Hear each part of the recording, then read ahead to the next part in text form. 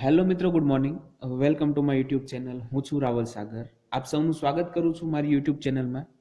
તો આજના આપણા લેક્ચરમાં આપણે રિમિડિયલ મેથેમેટિક્સની અંદર યુનિટ નંબર 5 સ્ટાર્ટ કરવાના છીએ કે જે છે ડિટર્મિનન્ટ્સ. હવે ડિટર્મિનન્ટ્સ એટલે કે નિશ્ચાયક. ડિટર્મિનન્ટ્સને તમે ગુજરાતીની અંદર કહેવાય નિશ્ચાયક, બરોબર? તો આજનો આપણો જે ચેપ્ટર છે એ યુનિટ અને લેક્ચર જે પણ છે એ આજે ડિટર્મિનન્ટ્સ ઉપર છે. હવે ડિટર્મિનન્ટ્સ એટલે શું છે કે ડિટર્મિનન્ટ્સ એક સ્પેશિયલ પ્રકારની અભિવ્યક્તિ છે, મતલબ કે એક્સપ્રેશન છે કે જેની મદદથી તમે કોઈ સંખ્યા અથવા તો કોઈ ટર્મને દેખાડી શકો છો, દર્શાવી શકો છો. હવે કઈ રીતના દર્શાવી શકાય છે અથવા તો ડિટર્મિનન્ટ શું છે એ જે આપણે આગળ ડીપની અંદર જોવાના છીએ. સૌપ્રથમ જોઈએ કે every square matrix can be associated to an expression or a number which is known as its determinant. હવે અહીંયા આવ્યું છે મેટ્રિક્સ. જો મેટ્રિક્સ જે છે આપણે આના પછીના યુનિટની અંદર છે, પણ એક અહીંયા વર્ડ્સ છે મેટ્રિક્સ. મેટ્રિક્સ એટલે થાય શ્રેણિક. અને શ્રેણિક એ શું છે તો કે શ્રેણિક એ બીજું કંઈ નહીં પણ એક સંખ્યાઓનું અથવા તો અમુક એક્સપ્રેશનની ચોક્કસ શું કે ગોઠવણી છે કે જેને આપણે મેટ્રિક્સ તરીકે ઓળખીએ છીએ, બરોબર છે? તો અહીંયા એવું કહેવામાં આવે છે કે કોઈ પણ જે મેટ્રિક્સ છે એટલે કે શ્રેણિક એનું જે એક્સપ્રેશન છે અથવા તો જે નંબર મળે છે એને શું કહેવામાં આવે છે? ડિટર્મિનન્ટ, બરોબર? હવે આગળ વાત કરીએ કે late a is equal to aij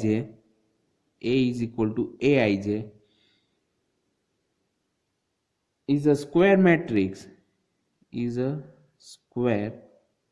matrix of order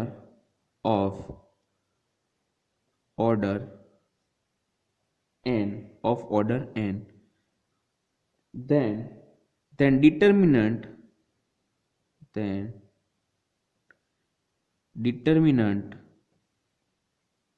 of a is denoted by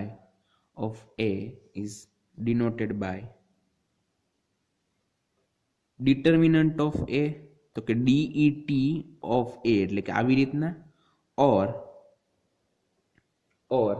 શું કરવાનું તો કે એ લેવાનો અને એને બંને બાજુ લાઈન એટલે કે જે આપણે માનાંક વિધેયમાં કરીએ એવી રીતના બંને માનાંકની અંદર તમે એ લખો તો એને શું કહેવામાં આવે છે? ડિટર્મિનન્ટ ઓફ એ, બરોબર છે? તો આ થઈ ગયો એનો સિમ્બોલ. હવે જે ડિટર્મિનન્ટ એટલે કે નિશ્ચાયક છે અલગ અલગ હોય છે, જેમ કે second order determinant, third order determinant, fourth order determinant. પણ આપણે જે મેઇનલી જે છે બે આપણે શ્રેણી નિશ્ચયક ભણવાના છીએ. એક છે સેકન્ડ ઓર્ડર ડિટર્મિનન્ટ અને બીજો છે થર્ડ ઓર્ડર ડિટર્મિનન્ટ, બરોબર છે? તો અહીંયા હવે આપણે determinant of a square matrix of order 3 ની વાત કરીએ.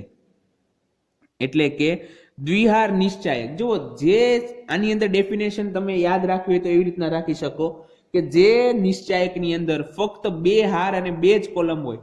જો નિશ્ચાયક જે છે એ એક ચોરસ ગોઠવણી છે, મતલબ કે જેટલી હાર એટલે કે રો હશે એટલી જ કોલમ એટલે કે સ્તંભ હોવાના છે, બરોબર? જો આપેલા નિશ્ચાયકની અંદર હાર અને સ્તંભની સંખ્યા બે હોય તો એને છે ને દ્વિહાર નિશ્ચાયક કહેવાય, બરોબર છે? ડિટર્મિનન્ટ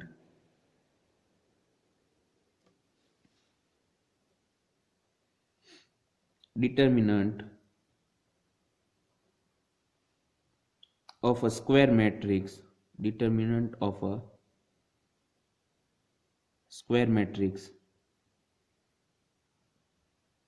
of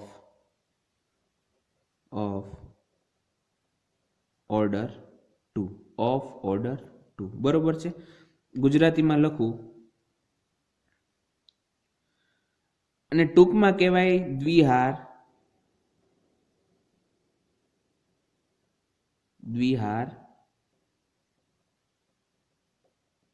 નિશ્ચાયક, બરોબર છે? તમારે એટલું જ યાદ રાખવાનું, સેકન્ડ ઓર્ડર ડિટર્મિનન્ટ એટલે કે દ્વિહાર નિશ્ચાયક. તો દ્વિહાર નિશ્ચાયક છે તો એની ગોઠવણી કઈ રીતના હોય?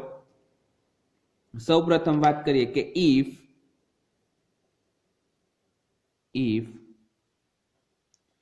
a is equal to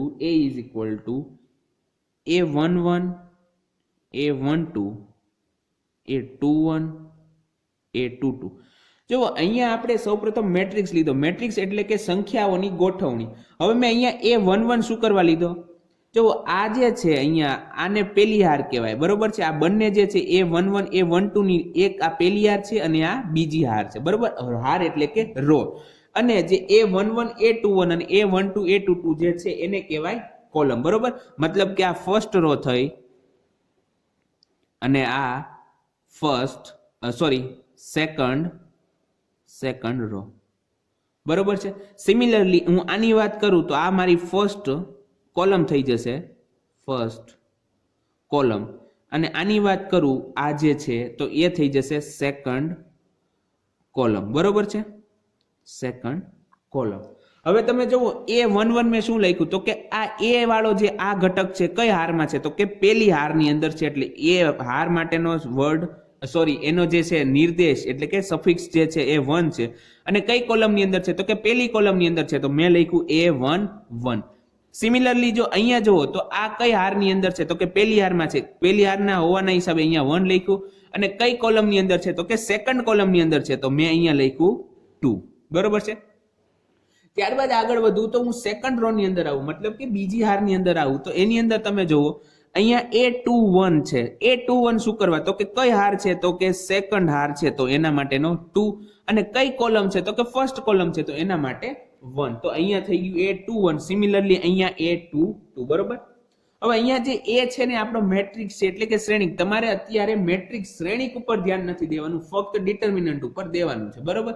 તો આપણે એના માટે લખીએ કે if A is equal to A11 A12 A21 A22 is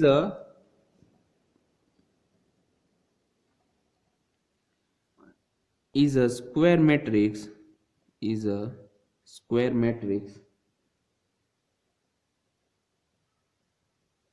of order 2. જો સ્ક્વેર મેટ્રિક્સ, હવે મેટ્રિક્સ છે અથવા તો નિશ્ચયકનો ઓર્ડર કઈ રીતના નક્કી થાય? નિશ્ચયક હંમેશા ચોરસ હશે, મતલબ કે સ્ક્વેર ની અંદર હશે, મતલબ કે જેટલી રો હશે એટલી શું હશે? કોલમ હશે. તો આની અંદર તમે જો રો કેટલી છે તો કે આ પેલી રો થઈ, આ બીજી રો થઈ, એટલે 2 રો થઈ, બરોબર. કોલમ કેટલી છે તો કે આ પેલી કોલમ ને બીજી કોલમ. હવે 2 રો અને 2 કોલમ છે, તો આપણો જે ઓર્ડર છે કેટલો થઈ જાય? ડિટર્મિનન્ટ નો 2 થઈ જશે, બરોબર છે. ધેન તો ડેફિનેશન માં આગળ વધીએ. then the determinant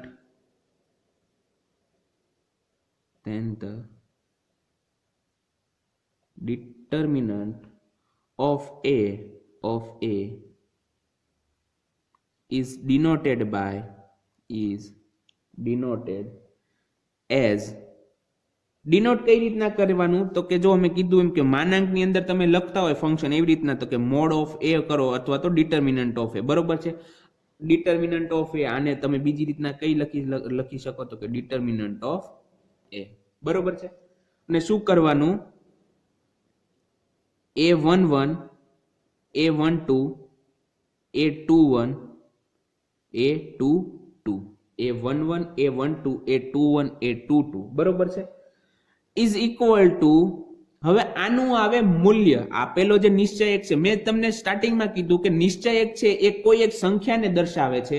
એ સંખ્યા કઈ રીતના મળે એ આપણે જોઈએ, તો કે કઈ રીતના મળશે તો કે તમારે જે બંને સામેના ઘટકો છે એનો ગુણાકાર કરવાનો. મતલબ કે A11 અહીંયા છે તો એની સામે A22 છે, તો અહીંયા લખી નાખીશું A11 into A22, બરોબર છે. ત્યારબાદ શું કરવાનું? જો આ દ્વિહાર નિશ્ચયક છે એટલે થોડુંક સિમ્પલ છે. ત્રિહાર છે એટલે કે થર્ડ ઓર્ડર ડિટર્મિનન્ટ હશે, તો એના માટે આપણે થોડીક પ્રોસેસ લાંબી કરવી પડશે. તો આ ત્યારબાદ શું કરવાનું? માઇનસ લખવાનું. અને પછી શું કરશું તો કે હવે અહીંયા A21 અને A12 લખ્યા બાકી રહ્યા છે, એ લખી નાખો A21 A12. ઓકે, તો આ જે છે આટલી જે છે સંખ્યા આવશે. કેમ સંખ્યા આવશે તો કે A11 A22 A21 અને A12 એ બધી જ કોઈ એક પ્રોપર સંખ્યા છે. હવે સંખ્યાઓનો ગુણાકાર કરી અને એ સંખ્યાને બાદબાકી કરશો તો તમને કોઈ સંખ્યા જ મળવાની છે, બરોબર છે. તો અહીંયા તમને જે ડિટર્મિનન્ટ છે એ શું આપે છે? કોઈ એક સંખ્યા આપે છે. હવે હું વાત કરું થોડીક બેઝિક તો બીજી. હવે A11 જુઓ ડાયાગોનલ એટલે કે વિકર્ણ. આ જે ક્રોસમાં બને એને કહેવાય વિકર્ણ. એક વિકર્ણ અહીંયા બને છે અને એક વિકર્ણ અહીંયા બને છે, બરોબર છે. તો હવે એની માટે વાત કરું કે જે A11 વાળો વિકર્ણ છે, જે A11 માંથી પસાર થાય છે અને A22 માંથી પસાર થાય છે, એને કહેવાય પ્રિન્સિપલ ડાયાગોનલ અથવા તો મેઇન ડાયાગોનલ, બરોબર છે, મુખ્ય વિકર્ણ કહેવાય એને. અને ત્યારબાદ જે A21 અને A12 માંથી પસાર થાય એને કહેવાય સબસિડિયરી ડાયાગોનલ ઓર અથવા તમે એને કહી શકો છો ગૌણ વિકર્ણ. આટલી વાત તમને ક્લિયર થઈ ગઈ છે? તો અહીંયા હું લખું કે the diagonal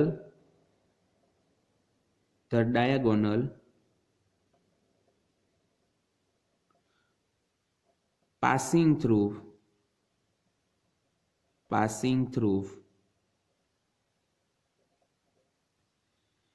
A11 is called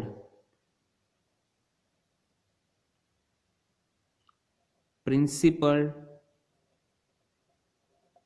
diagonal, is called principal diagonal. અને અહીંયા નીચે લખું મુખ્ય વિકર્ણ, બરોબર છે, principal diagonal.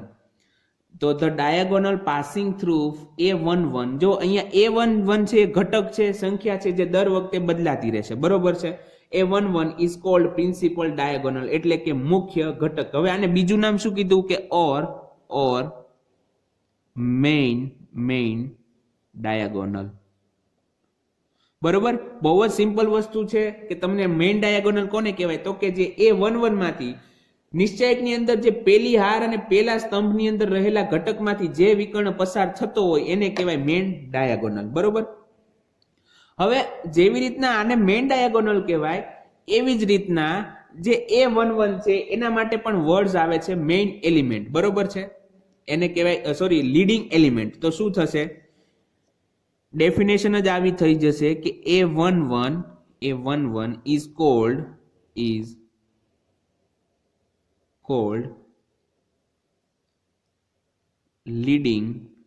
called leading element.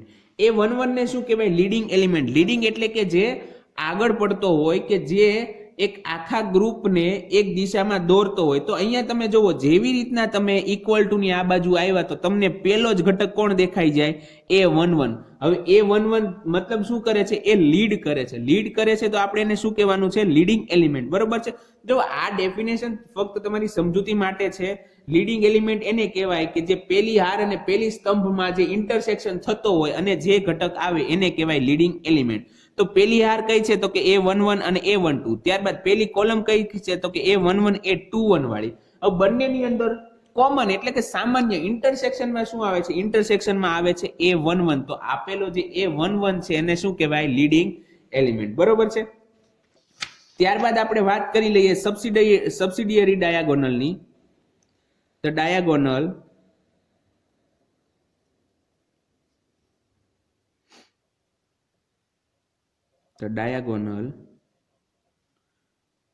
passing through. જો આ ડાયાગોનલ માટે કોઈ એક ઘટક નો આવે, એની અંદર ફક્ત એટલું કહેવાનું આવે કે જે A12 જે અગ્રવિકર્ણ નથી અને બીજામાંથી પસાર થવાનો છે. તો diagonal passing through element A12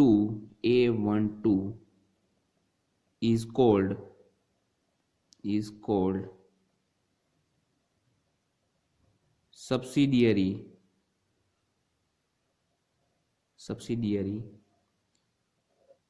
diagonal. બરોબર છે. શું કીધું કે the diagonal passing through element A12 is called subsidiary diagonal. તો અહીંયા તમે જુઓ, દ્વિહાર નિશ્ચયક છે, એની અંદર એક વિકર્ણ મેઇન ડાયાગોનલ અથવા તો પ્રિન્સિપલ ડાયાગોનલ કયો છે તો કે A11 અને A22 માંથી પસાર થાય. જો ઘટક એ બંનેમાંથી પસાર થાય પણ એનું એડ્રેસ તમારે દેવું હોય તો એક તમે દો કે ભાઈ A11 માંથી જે વિકર્ણ પસાર થાય એને કહેવાય મુખ્ય વિકર્ણ, બરોબર છે. The diagonal passing through leading element A11 is called main diagonal or principal diagonal. હવે ત્યારબાદ આવે વાત બીજા વિકર્ણની. જો ચોરસની અંદર હંમેશા બે વિકર્ણ હોય, બરોબર છે. તો એક વિકર્ણ આ થઈ ગયો, બીજો વિકર્ણ કયો થાય તો કે આ થઈ ગયો, તો બાકી કોણ વધે છે તો કે અહીંયા વધે છે બાકી. તો અહીંયા જો ઘટક કયો આવે છે A12 તો કે the diagonal passing through the element A12 is called subsidiary diagonal. Okay, તો આટલી વસ્તુ તમને ક્લિયર થઈ ગઈ છે.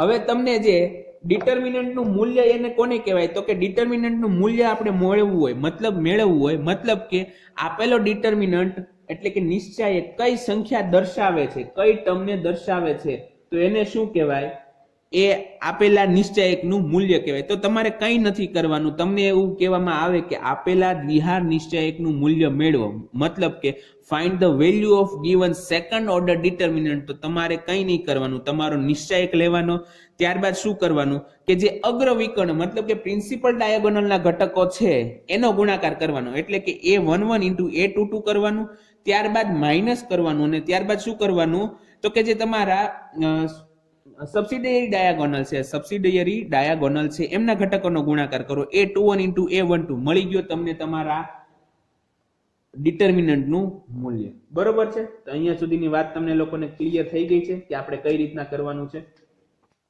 હવે આપણે એને રિલેટેડ એક એક્ઝામ્પલ જોઈએ કે કઈ રીતના આપણે એનો એક્ઝામ્પલ ગણશું, કે તમને જ્યારે એક્ઝામમાં કહેવામાં આવે કે ભાઈ આપેલા નિશ્ચયકનું મૂલ્ય મેળવો તો તમારે કઈ રીતના મેળવવાનું છે એ ધ્યાન રાખજો. જો અમુક વાર એવું થશે કે તમને 10માના સૂત્ર 10માના જે ટ્રિગોનોમેટ્રીના શું કહેવાય ફોર્મ્યુલા છે એ પણ યાદ હોવા જોઈએ, કેમ કે એની મદદથી તમે સાદુરૂપ આપી શકો છો. બરોબર છે, તો અહીંયા હવે આપણે એક્ઝામ્પલ જોઈએ. ફર્સ્ટ એક્ઝામ્પલ છે એક્ઝામ્પલ નંબર 1. એક્ઝામ્પલ નંબર 1 શું કહે છે, find the value of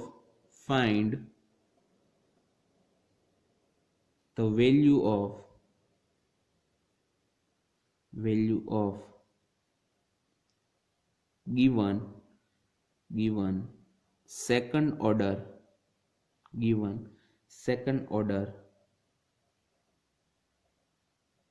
determinant. બરાબર, find the value of given second order determinant. ગુજરાતીમાં તમને કહું તો તમારે હવે ઇંગ્લિશની ટેવ પાડી દેવાની છે. બરોબર છે, કે આપણે તમને અત્યારે તો સપોઝ હું તમને ગુજરાતીમાં પણ સમજાવું, ઇંગ્લિશમાં પણ સમજાવું.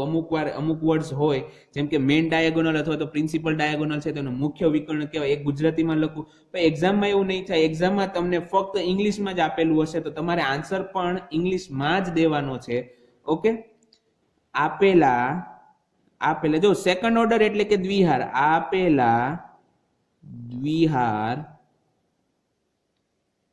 નિશ્ચયકનું મૂલ્ય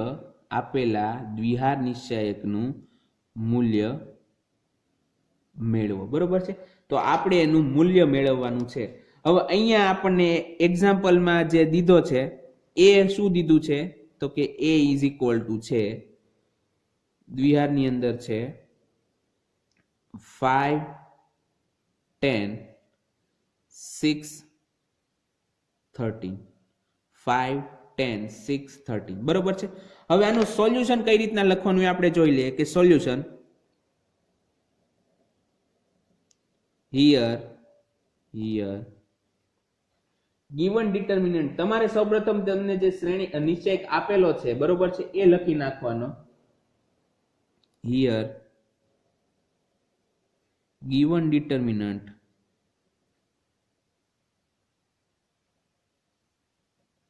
is A is equal to, તમને નિશ્ચયક શું દીધો છે કોલમ વાઇઝ જો તો 5, 10, તો તમારે કોલમ વાઇઝ લખવાનું 5, 10. ત્યારબાદ સેકન્ડ કોલમ 6, 13, તો લખી નાખવાનું 6, 13. Okay, here given determinant is 5, 10, 6, 13. બરોબર છે. therefore the value of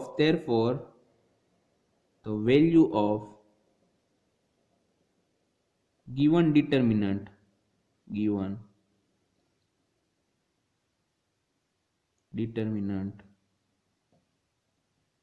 is, therefore the value of given determinant is શું થાય તો કે ડિટર્મિનન્ટ ને કઈ રીતના દર્શાવીએ છીએ તો કે determinant of A is equal to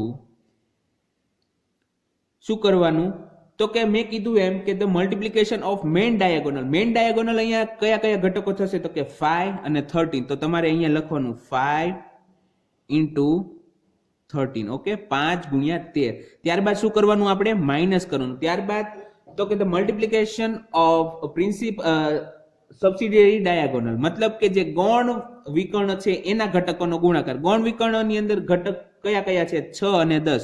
તો હું અહીંયા લખીશ 6 into 10. હવે 13 into 5, જો આના માટે તમને એકા આવડવા હોવા જોઈએ, બરોબર છે. તો 13 એકા 13, 13 દુ 26, 13 તેરી 39, 13 ચોક 52 ને 13 પંચા 65, મતલબ કે 65. ત્યારબાદ અહીંયા 10 into 6 કેટલા થઈ જશે? 60 થઈ જશે. તો આનો આન્સર આપણને કેટલો આવી જાય? તો કે 65 - 60. તમને હવે આના માટે સબસ્ટ્રેક્શન એટલે કે બાદબાકી પણ આવડવી જોઈએ. તો 65 - 60 કેટલા થઈ જશે? 5 થઈ જશે, બરોબર. તો therefore determinant of A is equal to કેટલા મળી જશે?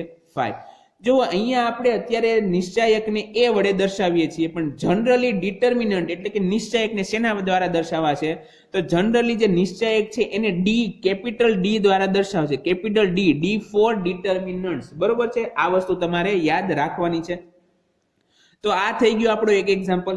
હજી હું એક સેકન્ડ એક્ઝામ્પલ તમને દઉં. હવે એના માટે પણ તમારે શું કરવાનું છે? તો કે ડિટર્મિનન્ટ નું મૂલ્ય મેળવવાનું છે. હવે અહીંયા હું D લખું છું કે D ઇઝ ઇક્વલ ટુ મને દીધા છે tan theta, tan theta, sec theta, sec theta, tan theta, બરોબર છે. tan theta, sec theta, sec theta, tan theta. અહીંયા તમને આવી રીતના ડિટર્મિનન્ટ દીધો છે. હવે આનું solution here given determinant is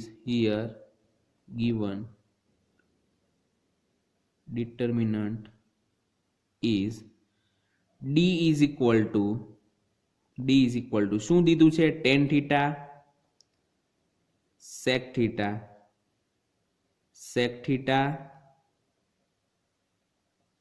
tan theta, બરોબર છે. તો therefore આપણે વેલ્યુ ફાઇન્ડ કરવાની છે. તો therefore the value of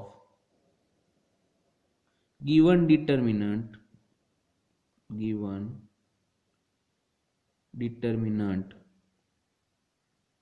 is શું થાય કે ડિટર્મિનન્ટ ને શેના દ્વારા દર્શાવાય? તો કે ડિટર્મિનન્ટ ઓફ D આવી રીતના તમે લખવાના છો is equal to, હવે શું કરવાનું? તો multiplication of element of main diagonal, મતલબ કે મુખ્ય વિકર્ણ છે એના ઘટકોનો ગુણાકાર. મુખ્ય વિકર્ણના ઘટકો કોણ છે? tan થીટા અને tan થીટા. તો બંનેનો ગુણાકાર કરવાનો છે, એટલે કે tan થીટા ઇન્ટુ શું થઈ જશે? tan થીટા, બરોબર છે. ત્યારબાદ શું કરવાનું? આપણે માઇનસ કરવાનું. સેકન્ડ ઓર્ડર ડિટર્મિનન્ટ ની અંદર હંમેશા આપણે માઇનસ કરશું. ત્યારબાદ sec theta into sec theta,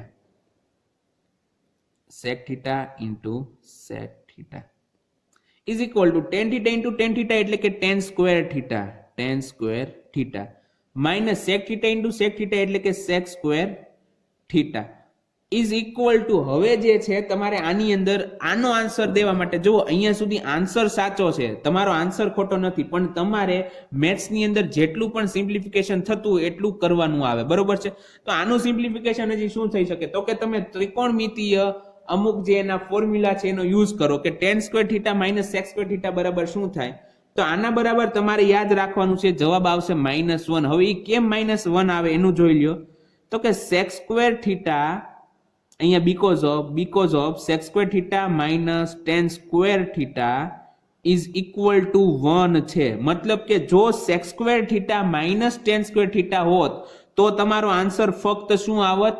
1 આવત, બરોબર છે, 1 આવત. પણ અહીંયા કેવું છે? તો કે tan square theta minus sec square theta છે, મતલબ કે ઉલટું છે. મતલબ કે તમારે sec square theta minus tan square theta નો જે જવાબ આવે એને -1 વડે મલ્ટીપ્લાય કરવું પડે. તો એકને તમે -1 વડે મલ્ટીપ્લાય કરો તો તમારો આન્સર શું થઈ જાય? -1 થઈ જાય, બરોબર છે. અહીંયા સુધી તમને ખ્યાલ આવી ગયો છે. તો અહીંયા આપણે જે સેકન્ડ ઓર્ડર ડિટર્મિનન્ટ જે છે એનો એક્ઝામ્પલ જોયા છે. તો આઈ હોપ કે તમને આજના એક્ઝામ્પલ સમજાઈ ગયા હશે. આની અંદર બહુ એવું ખાસ છે નહીં, તો તમારે આની હજી ઘરે પ્રયત્ન કરવાના છે. ઇન્ટરનેટની અંદર હવે તો તમે ગૂગલની અંદર પણ શોધી શકો છો, અથવા તો કોઈ પણ બ્રાઉઝરની અંદર ચેક કરી શકો છો. આની અંદર તમે લખશો કે ભાઈ example of second order determinant, દ્વિહાર નિશ્ચાયકના શું કહેવાય દાખલાઓ કરશો એટલે તમને આખું લિસ્ટ આવી જશે. એટલું લિસ્ટ આવશે કે તમે કદાચ 3 દિવસ ગણશો તો પણ પૂરા નહીં થાય, બરોબર છે. તો તમારે હવે એ ઘરે પ્રયત્ન કરવાનો છે. હવે તમારી ક્વિઝ માટે આજે તમારે જે ક્વિઝ હશે એની માટે તમારે મને 2 સવાલનો આન્સર દેવાના છે કે જેની અંદર હું અહીંયા લખું છું. ફર્સ્ટ,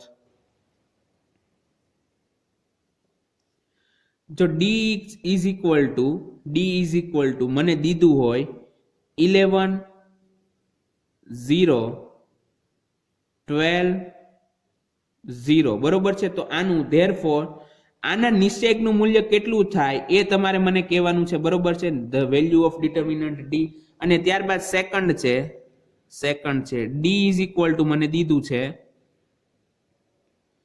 12 13 0 0, બરોબર છે. એક છે 11 12 0 0 અને બીજું છે 12 0 0 13. તો આના માટે પણ નિશ્ચયકનું મૂલ્ય કેટલું થાય છે એ તમારે મને આન્સર કહેવાનો છે.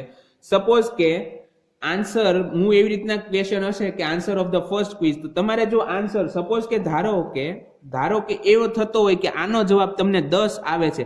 જો હું આ એક એક્ઝામ્પલ લઉં છું અથવા તો એક મારી ધારણા છે કે સપોઝ કે 10 આવે છે, એનો મતલબ એવો નથી કે આ એક્ઝામ્પલનો જવાબ પણ 10 આવે, બરોબર છે. ધારો કે 10 જવાબ આવતો હોય તો તમારે શું લખવાનું? d ઇઝ ઇક્વલ ટુ, હવે હું અહીંયા 1 કરી નાખું છું, અથવા તો ફક્ત તમે એવી રીતના લખજો કે 10. તમારે આન્સરની અંદર કેટલા લખવાના? 10, બરોબર છે. હવે બીજાનો જવાબ તમારે બીજી ક્વિઝ એ જે ક્વિઝની અંદર સેકન્ડની અંદર દેવાનો છે. ધારો કે એનો જવાબ તમને 0 મળતો હોય તો તમારે ત્યાં શું લખી નાખવાનું? 0. બસ આની અંદર તમારે બીજું કાંઈ નથી કરવાનું, ક્યાંય તમારે ડી બરાબર આવી રીતના કાંઈ નથી કરવાનું. ફક્ત આન્સર તમારો એકની અંદર 0, બીજા 10, બીજાની અંદર 0, જે આવતો હોય, બરોબર છે. અહીંયા મેં એક્ઝામ્પલ લીધા છે. તો આઈ હોપ કે તમને આજનો વિડીયોમાં મજા આવી હશે અને સમજાણું પણ હશે. તો અહીંયા સુધી આપણો આજનો લેક્ચર રાખીએ છીએ. હવે આપણે મળશું નેક્સ્ટ લેક્ચરમાં. ત્યાં સુધી ગુડ બાય, ઘરે રહો, સુરક્ષિત રહો.